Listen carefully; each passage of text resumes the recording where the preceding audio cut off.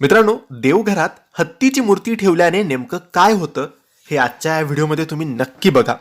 तुमच्या घरात देवघरात जर हत्तीची मूर्ती असेल तरी हा व्हिडिओ बघायचा आहे, आणि नसेल तर हा व्हिडिओ बघून लगेच मूर्ती घ्यायची आहे आणि देवघरात ठेवायची आहे.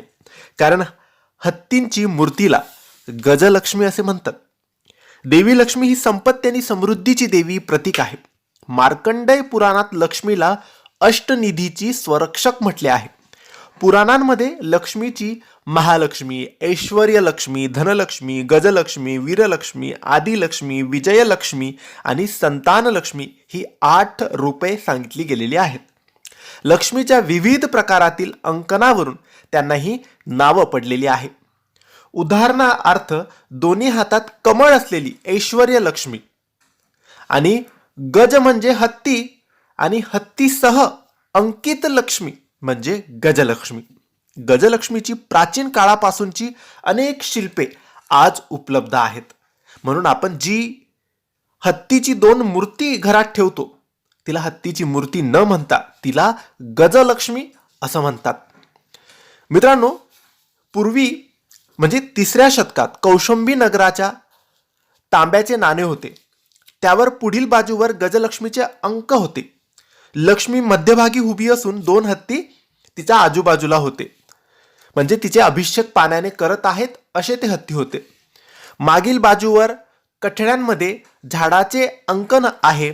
कौशंबी नगर नाण्यावरील गजलक्ष्मीचे अंकन सर्वात प्राचीन होते, म्हणून त्यावेळेसपासून गजलक्ष्मीला खूप महत्त्वाचे मानले गेलेले आहे.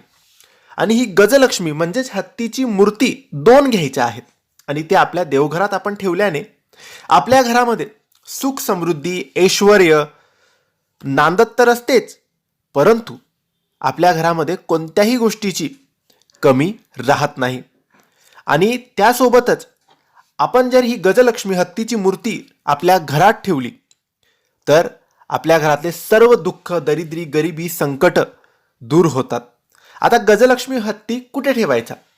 प्रवेशद्वारावर मूर्ती ठेवल्याने घरामध्ये सुरक्षितता आणि सकारात्मक ऊर्जा येते.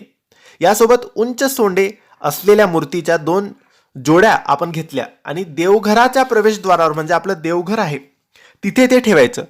त्यांचे जे तोंड आहे ते देवघराच्या आत करायचं आणि ते 2 हत्ती आपल्याला ठेवायचे आहेत, म्हणजे त्याला गजलक्ष्मी असं म्हणतात. गजलक्ष्मीची मूर्ती आपण घेतल्यावर तिचे अभिषेक करून घ्यावे आणि त्यानंतर देवघरात त्या मूर्ती स्थापन करायचे. ज्या दिवसापासून आपण गजलक्ष्मीचे हत्तीच्या मूर्त्या आपण देवघरात ठेवतो किंवा घरात ठेवतो त्या दिवसापासूनच बऱ्याचशा गोष्टी आपल्या चांगल्या व्हायला सुरुवात होतात. मित्रांनो, समुद्र मंथनामधून गजलक्ष्मी आलेली म्हणजे हत्तीच्या मूर्ती आलेली, हत्ती आलेले, आणि हेच आपण देवघरात ठेवल्याने प्रत्येक गोष्ट सुखकारक, सौभाग्यकारक, समृद्धीकारक होते.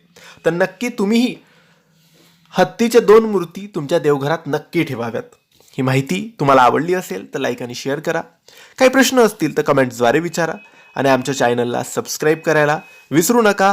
धन्यवाद. श्री स्वामी समर्थ.